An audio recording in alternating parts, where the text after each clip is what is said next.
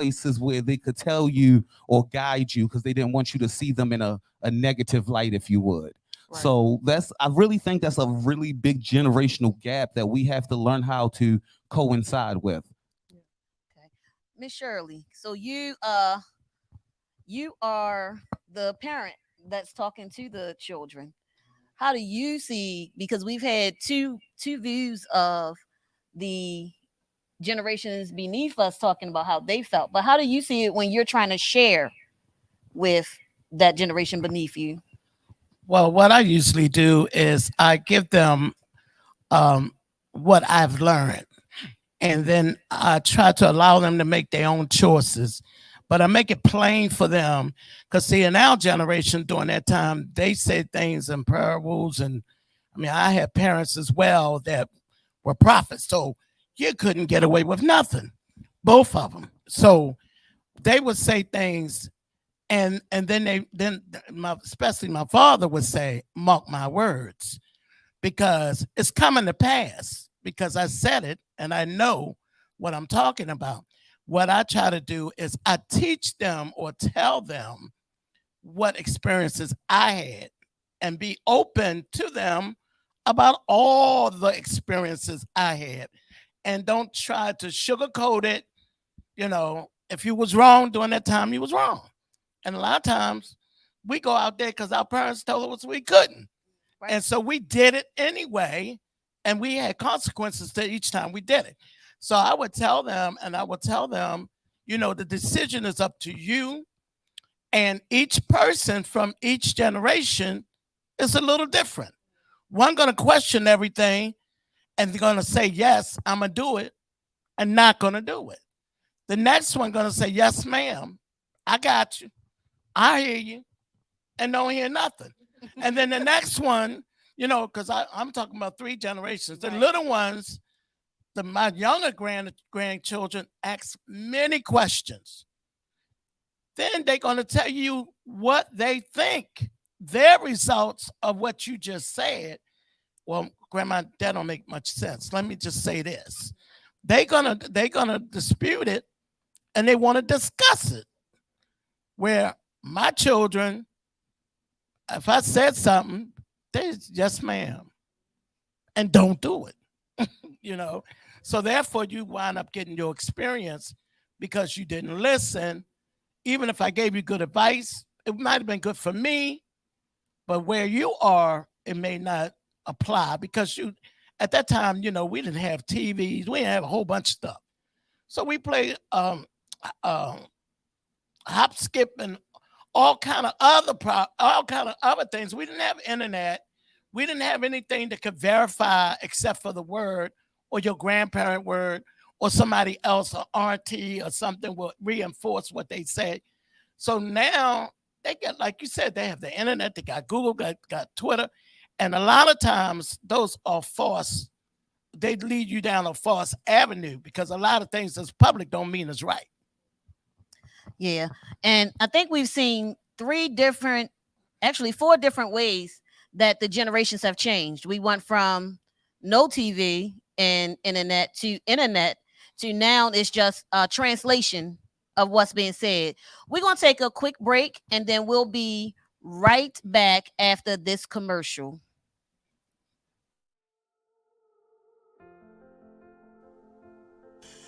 Do y'all know that there are people that can't come up with 3 I am statements in therapy? They can't come up. I don't know what I'm good at. I ain't never been good at nothing. Because they've been programmed that they're worthless. They have not been told the good I am. They've been told what they ain't been. But if I say, well, tell me some things that you want to work on. I want from this, We one got from an that, extra one from mic this, so one. other They people can run can it talk down. besides just us. But they don't realize it's because if you don't see it, you can't achieve it. If you are a train without a destination, what you gonna keep doing? Choo choo, choo. You gonna keep going in a circle because you have not named your destination. And if your destination is healing, it has to be intentional. It has to be intentional.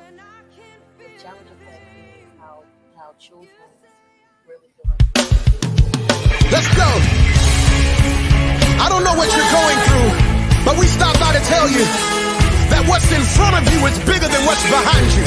Your destiny, your promise, your future. You might as well shout before you get it, because God sent me here to tell you that what he has for you is gonna be big.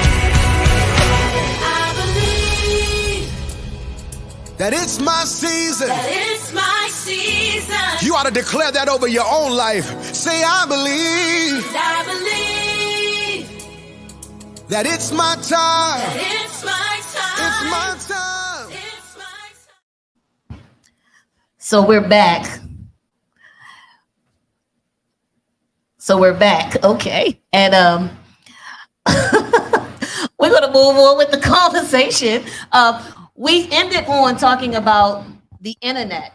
And so we want to talk about in talking about the internet and how it has changed the generational communication. We want to discuss the challenge. So one of the things that when we were setting up for this, and I was talking to some of the guests, I'll let my brother kind of spearhead this because this was one of his major concerns. So Alonzo, you take it. All right. So when we talk about challenge theory, we're more or less looking at the power struggle. And oftentimes when it's most dramatic, it's between parents and adolescents who are moving into adulthood. But it definitely begins in the tween years, that 11, 12, 10-year-old, when they're now up walking and talking. And what we have is the concept of, now that I've become aware of my own reality and I have a bit of information that I can make some decisions, we now have a challenge to what you are saying and the guidance that you're giving. Oftentimes, and I know in my experiences, I work with a lot of children. A lot of my children are in therapy and they have their own personal trauma that they're dealing with.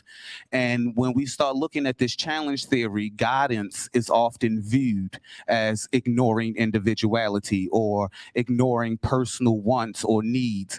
And the discussion that me and Lydia got into was, how do we bridge this gap when we can give them what they need by also not hindering their personal identity? Or even furthermore, how can we help them groom their personal identity in a way that is not going to harm them? Because sometimes the personal identity that they want to develop is hazardous. You know this, but they can't accept this because they don't see it. They don't have the experience. So that's really the opening question for the panel. And possibly, if my sister wants to allow the audience to join in a little bit, how do we bridge that gap of guidance versus grooming and nurturing someone's individuality? You can go ahead. You want? So like I'm only 24, but I'm already like looking at gentle parenting skills and how to cope well with parenting and how I want to move if my child is to question me. Um, my parents never like backhand slapped me, but it always felt like that because there is what Alonzo was talking about, like that there's a separation. Like yes, I'm coming to learn my own perception and also I'm trying to form my own identity, and it feels like you're stomping on my groove, honestly. But I just think it requires a lot of patience, and it doesn't just require you to just say the sky is blue. Maybe if you tell me, maybe if you talk in my language, if you go to planet Mars, the sky may be purple, but on Earth it's blue. Oh, so I got that the sky is blue on Earth, but Mars, now I'm curious about Mars, and I will never probably get to Mars. But you already told me that on Earth it's blue. I can't really question blue because I'm too focused on worried about Mars at this point. It sounds silly, but it may work. Like it may work just because as little people, I'm still a little person. I feel like I can conquer the world. I don't care what nobody else says. I feel like I can get further than what my parents think or know. And that may be a little arrogant, but who am I? You're raising the future. So like you have that, they need to have that mindset to an extent. And it does take like I said, it takes patience, and it may take, you adding math to an equation, but it's worth it. But it's also worth it to understand that they're coming from a different perspective. If I would have allowed myself, even when I was like 11, 12, to have open conversations with my mom and dad, certain things I wouldn't have tiptoed with until I was like 16. I probably would have been exposed some truths about myself to them prior to um, like getting to college and feeling the need, the urgency to let them know, hey, I do this, that, and third. Or hiding things well up into I'm like 22 and until I'm in a freak accident and I can't hide anymore. Even if it goes against what they have for my life, it's worth it to be open to being expressed and being spoken to about. Um, even if my parents had no experience in what I was going through, right? It's just a matter of having that platform and feeling like, yeah, like I don't need my mom to be my little friend, you know what I'm saying? But if there's like an open space to say, hey, when I'm expressing how I feel about ABC, you make me feel X, Y, and Z. And I would appreciate it if you blah blah blah blah blah. And I think some parents, at least the generation before me, hasn't really explained what it looks like to be healthy and exposing and delegating and expressing ideas, because it's really just about ideas sharing at this point. So, Julia, Yeah. I'm your mom, so I'm going to give you a pass today.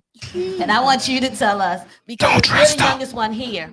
I want you to tell us because I talk to you and I give you direction. Your aunts give you direction and everything. And we're all older.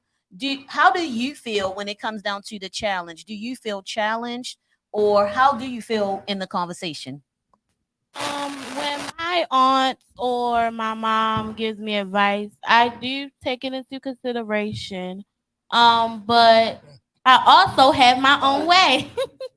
um, like right now, I am going to be a sophomore this year, but I already know what college I want to go to. I already know what I want to do when I go to college. And they were like, well, do you want to come back to Baltimore?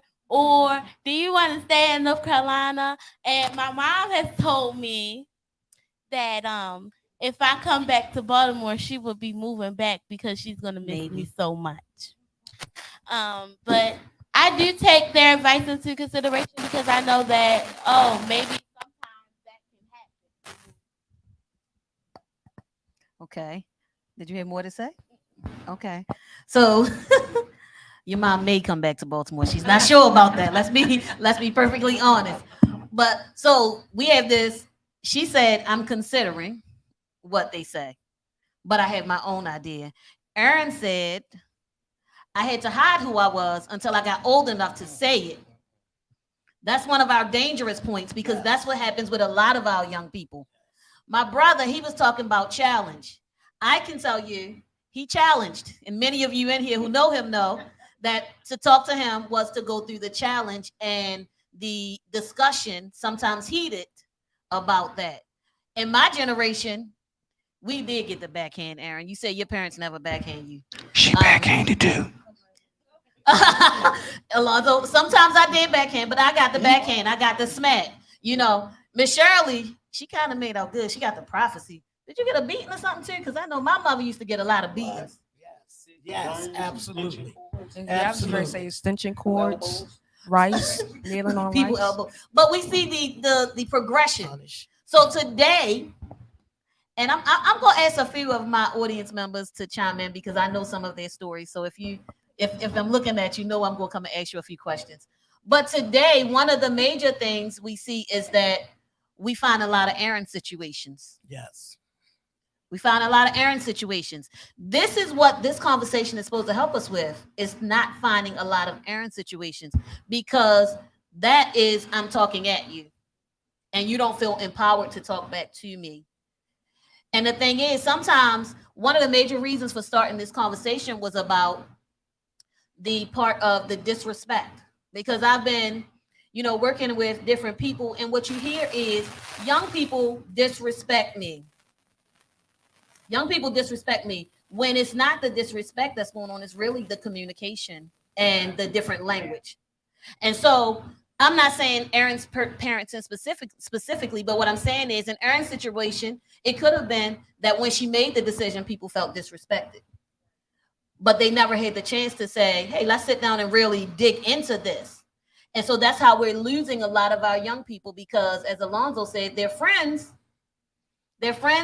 conversation is so much louder than ours. So, how do we get our conversation to actually be as loud as the friends' conversation? So, I want to move. Can I move a little bit? I want to move a little bit. I'm standing up. She's moving. Y'all gonna line. We're making sure our technical stuff is good. So if you hear me saying what I'm about to do, is so that our technical, we have. If y'all in the room could give a hand to our technicians today, who are doing an absolutely fabulous job. Usually I'm being the technician, but I had some great friends who have decided to join in and help me today. But there are some people here that I really want to hear from. We're gonna do some more on the panel, but I want to talk about how we reach that next generation that we don't talk to. Lisa, can you step next to me for a minute? You Lisa right there. You. Lisa. No, Lisa. I'm talking to Lisa. I'm talking to Lisa with this shirt on right here. So Lisa and I, and that's why I said I'm gonna get a few people to say stuff. Lisa and I were discussing. Are we good? Am I good to step down?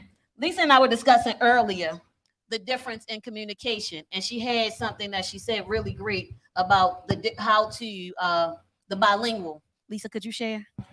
So basically what I was sharing was the fact that we have multi-generational communication glitches. And the glitches are occurring because we have the 30, 40, actually the 40, 50, and 60 and 70-year-olds saying, this is how you got to do it. This is the way we've always done it.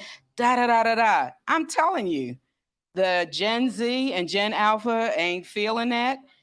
So at least we have to now teach Gen Z and Gen Alpha to master speaking in the native tongue to Gen Z and A, and also to teach Gen Z and Gen A the value of what is being communicated. That's really important. Like they don't know that this is important. A good example is, I have a team, Gen Z, Gen Alpha, and I tell you, after 1 hour, they're pretty much done. So it's a wrap. And with that being known, so we just came up with a little mnemonic, tick-tock, rotate the clock, so that they move around. If we find that they're now on their cell phones and they're just in the vortex, guess what? Cell phones face down. We don't have to take their devices. It doesn't have to be punitive. We just need to teach them to value the fact that you have to be fully present. And if we build that muscle now, I promise you just garnered success for not only their future, but ours as well. Amen, so that's amen. what I was sharing. Thank you, Lisa. I wanted to bring that in because we're talking about this miscommunication between the generations. And one of the things we do is punitive. That's a big one for the generations. And I know I've talked to my brother, I've talked to Aaron, even with my daughter. We came up where there's a cause and effect. And the effect is always a punishment. That's the smack in the face. That's the take your phone away. But how do we, bridge that? And Lisa was saying we have to find a different way. So, Miss Shirley, we're gonna go back to you. You talk to your grandkids and your children and everything. How do you deal with, because I've been around you guys and it seems like all of you just talk evenly. Like she say what she's saying, but they saying what they saying, and nobody seems to be feeling disrespected. How do you work that out as the grandmother, the matriarch over 3 generations? Well, basically, especially with the cell phones and the games, they get so caught up in that they don't pay attention to life. And what I do is dinner time, breakfast, lunch, dinner, no phones at the table. Tell them to call you back. Can't be that important. This is family time. We need to discuss what we went through during the day, each one of us, even if it wasn't nothing or it was something good, and we just talk about it. And then if it's not, and sometimes they made up stuff because they knew I wasn't going to let them get away with not saying something, so they had to make something up. But it also gives them a time to open up to what they like and don't like. And then we go from there. We work from there and we listen.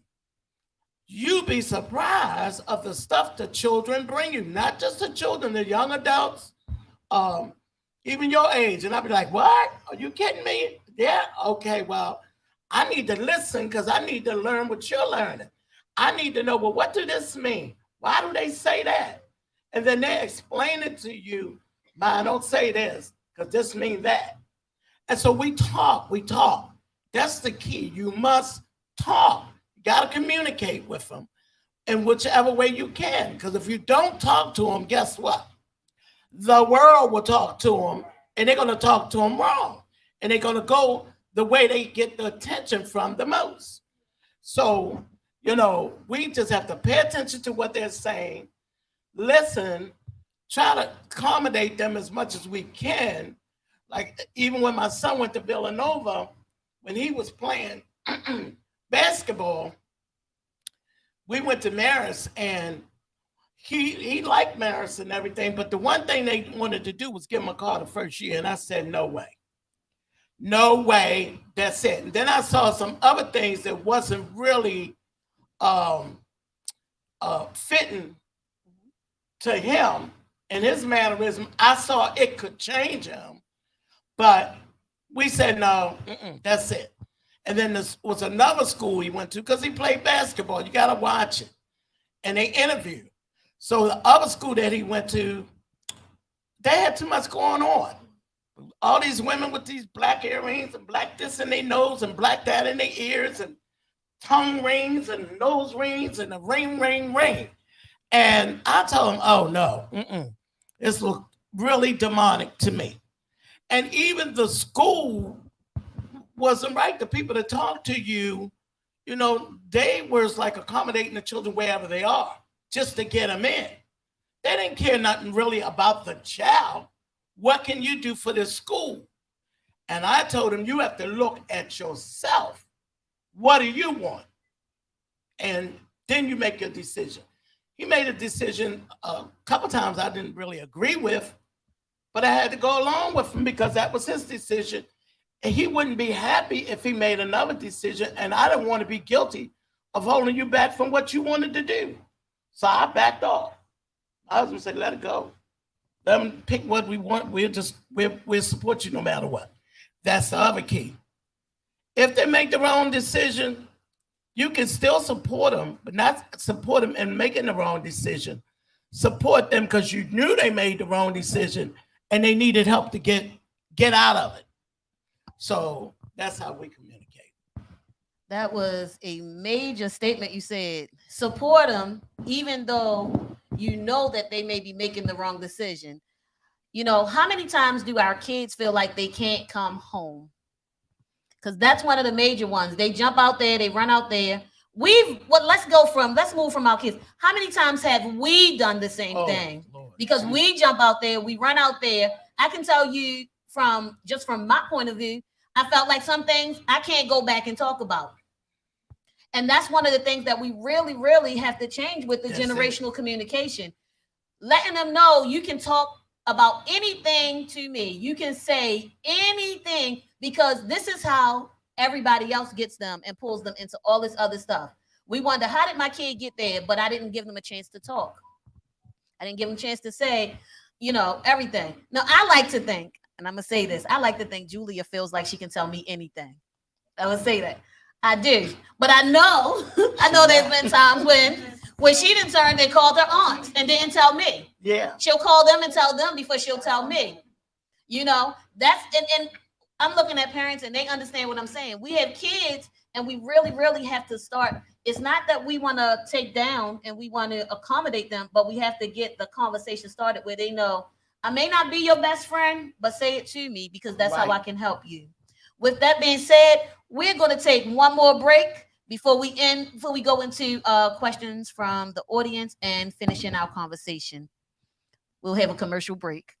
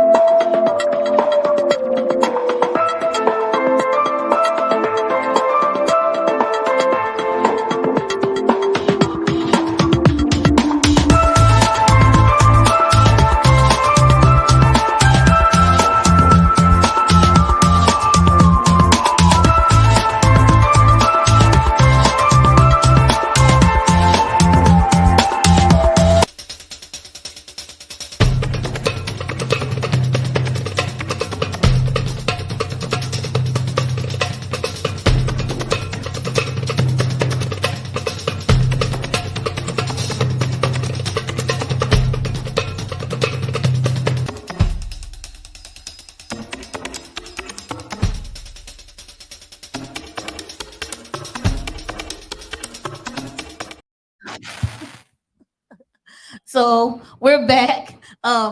You know, when we do commercial, we are having conversation, and some of it's very funny. So you guys just missed the dance by my brother. He did his African dance to the commercial. So that's part of our generational communication. Some of us will sit still, and some of us will not. That was a commercial break. But we are back with generational communication. We've been having an awesome conversation in here. And there are people here that we are going to talk to about generational communication, because not just us on the stage, as you already seen, Elisa came up and she joined us for a while, but we have parents here, we have bosses here, we have professionals here, and we're going to talk a little bit about generational communication with everyone.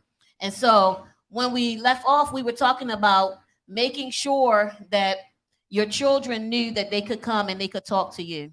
And so what I'm going to do, only people who say yes, we're going to talk about, am I okay to move?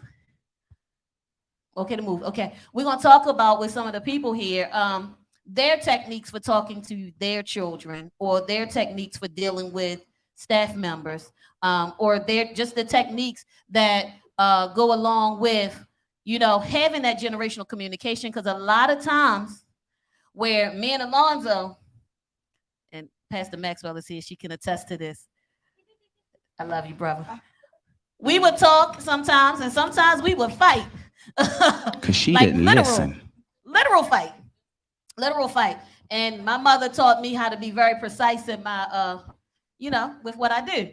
And so a funny story before we go into the audience, but one time Pastor Maxwell said, you're going to have to leave out of here because you can't smack that boy like that in here. But that was how I was taught to communicate. You didn't do what I said do, and I told you what to do, and I felt I was clear, then you get hit in the mouth. And so, don't laugh, Aaron. And so that's the difference in the generations. So now we're in a whole different time. So what we're going to do is talk to a few parents and young people in the audience to find out their mode of communication and how it works for them. Joanne, can I come to you first? All right. So I had my good friend is here, Miss Joanne. And Miss Joanne is a parent times two. So she's been a parent for one generation. She got a new one. Joanne, what is your mode of communicating with the difference? Let's talk about that between the last generation, because you had a first set and now you got a second set. What is the different mode of communication and how does it work for you? Well, first of all, I'd like to say that I can relate to everyone's story, you know, about communication that's on the panel. I was raised by a strict mom, but my thought of training, my training of thought was, well, I don't want my kids to feel the same way I did, you know, growing up as my mom, you know, the strictness. So me and my children, this is my daughter right here, my oldest, and then I have a 30-year-old son, my youngest, and I made sure that we had a close bond. But as Julia said, and as you stated, you know, I thought, you know, I opened the door for my kids to come to talk to me about anything, but it was some things that did not come to talk to me about. And I got upset about it because I found out through the, you know, the grapevine, you know, that, you know, they went to someone else, you know, that I felt as though they should have came to me because I have always had that open door policy. But when I communicate with them, one thing I do know, like I said, the closest that me and my children have, I observe them, so I know I know them like the back of my hand. I tell them all the time. I say, look, you got my DNA and you got your dad's DNA, and I know both of y'all. You know what I'm saying? So when I know they act in one way, I know they're acting about with my DNA. But when they acting another way, I know they're acting their dad's DNA. I say, yeah. And then also with my grandkids, because my son, he has three, and his middle child, his junior, just like him. I was like deja vu, So, but now the communication with me, I sit down and I talk. Just like Miss Shirley said, when we sit at the dinner table, there's no kinds of electronics at my table. We sit down because I'm a foster parent as well. I have a 17-year-old in my house, me and my husband, and we sit down. We talk to this young lady, and this is something that she's never had done. Because she even told her mom. She said, well, because she still has communication with her mom. She said, when you talk to me, you yell at me and scream at me. She said, but when Mr. and Mrs. Gales talk to me, they talk to me. They don't talk at me. They talk to me, and then they listen to me, because we sit there and we listen to her, because we want to know what's going on with her day. We want to know what's going on here. Is anything bothering you? We make sure that we have a family meeting at least once a week. We sit down every day for dinner, as my husband can, because he works in the evening sometimes. But we sit down as a family and we make sure we communicate, because it's like, I want you to be honest with me. And one thing, what's the young lady on the end? And one thing she said that took me back, she said, was though she had to hide some things from your parent. And I went through that with my daughter, you know what I'm saying? Because I was like, okay, where was the disconnect with though, she had to hide, a certain thing about herself, to me. But then I had to look at it, she knew the strictness that I was raised in holiness, apostolic, so I guess she looked at that, and I don't know if she trusted the fact that she could come to me, even though it was upsetting, but I learned to this is my child and I love her regardless, you know what I'm saying? So, and I had to come to that conclusion, you get what I'm saying? So, and that made our communication much, because we only 17 years apart. I ain't that old. We only like 17 years apart, and like I said, I try to make sure that even today, as adults, both her and my son, adults, I still have that open communication. Talk to me about anything, because even though they're adults, but they still need their parent in some kind of way. Like you said, why can't they feel as though they can't come home? My son is home now because by the simple fact, he said, "Ma, I want to save up to get a house." Come on, son. You get what I'm saying? So, and that's the thing. They need to feel the communication. They need to feel comfortable as far as coming to talk to you, not be embarrassed, because that's and that's where I fell off at when I was growing up. I was embarrassed to go back home because of the things that I've done, So and that communication was not there for me. So I made up in my mind that I don't want to be that parent. Not that I'm saying my mother was a bad parent, because she was not. She raised 7 of us by herself. But the thing is, and I know, and that's hard. And I had 2. So, but the thing is like, I want to make sure that line of communication is always open, still open, no matter what. Thank you. Can we put our hands together for Miss Joanne? That was good. She was on the spot, and she did that on the spot. Oh, okay. We're going to Pastor Maxwell. I wanted to say something in reference to what Aaron said, and I think it was already addressed in some areas where you said about the fear. Well, you didn't use the word fear, but the hiding. And so I have 2 adult daughters. I have one is 43 and one is 46. And they were very much afraid to come to me to tell me what they were doing or how they were living. They were very much afraid because of the way I brought them. But I found out their fear wasn't so much of what I was going to do to them. Their fear was because they felt like they were going to disappoint me. And they did. But I have learned down through the years, even with them now, we're open. We talk about whatever they choose to talk about. I think there's boundaries that parents should keep. as their kids get older. Because now I don't want to know what you're doing because you don't live with me, you ain't in my house, and I don't want to be concerned about you because you old now. But when they were younger, they didn't have that privilege to come to me thinking that I was going to say, oh, you're going to hell, or you're going to die, or God going to kill you, or whatever I was taught, you know. And I found out, I think Miss Shirley said something that was really, really spot on. She was talking about support. Now, I support certain things that they do, but I do not agree with a lot of their lifestyles.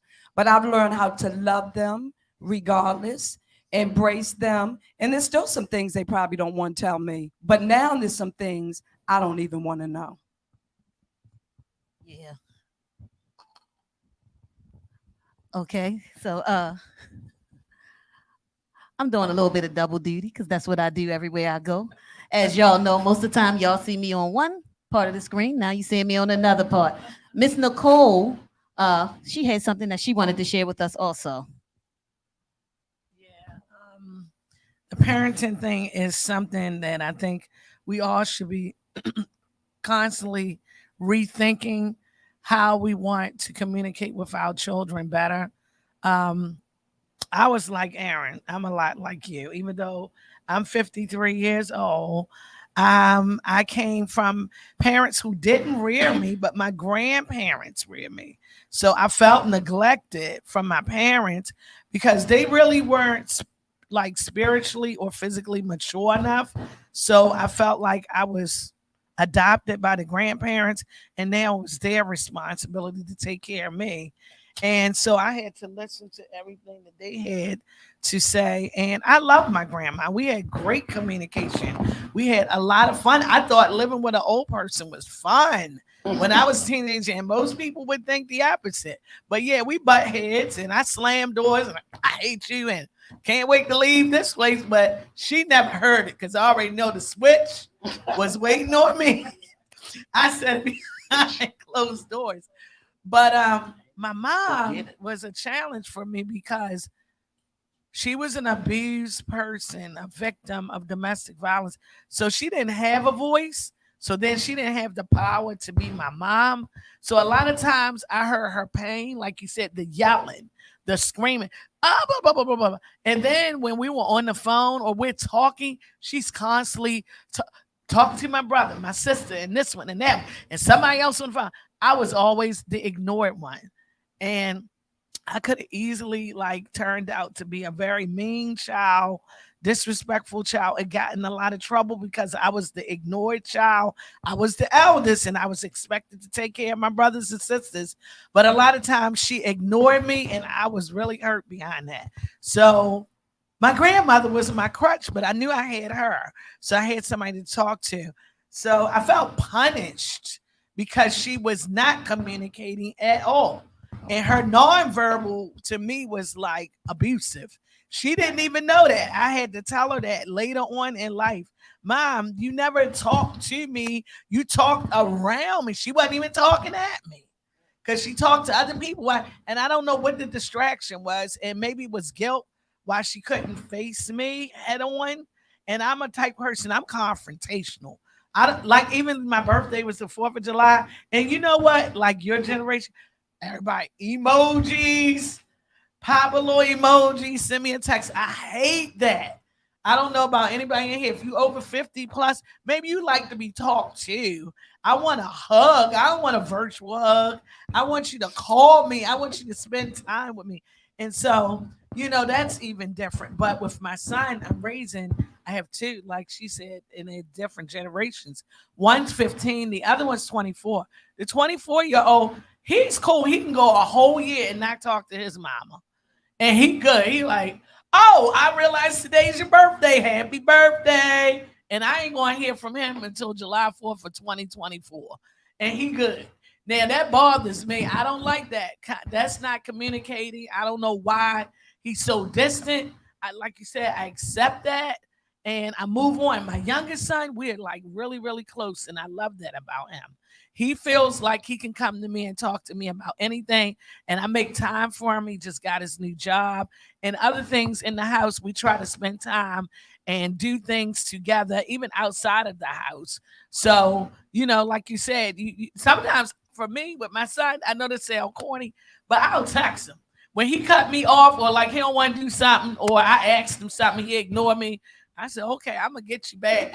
I rung his phone 10 times up. He's sitting right in his room and we 2 seconds apart. He was so annoyed. He was like, what is it? What do you want? But that's how I got his attention.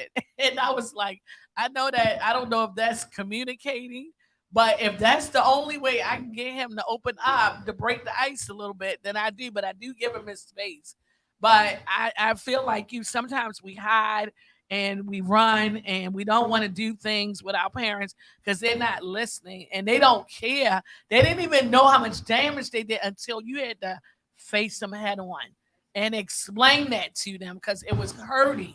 And I think that's what we need to allow our children to open up, talk to us, get it out of their system, no matter whether it's toxic or not. Like she said, just support them. Maybe you don't like what they're doing or whatever the case is, but just learn to be an active listener and still love your children. Thank you so much, Nicole. All right. I'm still doing double duty, but I got this here. Am I good to move? We are getting ready to end. And before I end, I want to ask Miss Adrian to come up with me for a minute, if she would. Do you mind? Miss Adrian is our professional here today. And I just want, if you come over with me here. Erin's going to give you her mic. But if you could share with us before we end, a few tips about communicating with our children and the generations, because really what we're trying to get, our goal today, and this is our first time, but we will do something else with generational communication. Our goal today is to capture our children before the wrong thing captures them. How do we communicate with them to capture them before they do, like Alonzo said, and go to their friends or go out here? Because for real, we all know that the gang says, I'm your family and I love you. How do we communicate that? And what's a good tip? And Miss Adrian is a professional, so I love when we all talk, but I like to make sure that we also get the views of professionals to keep us kind of in line. Adrian?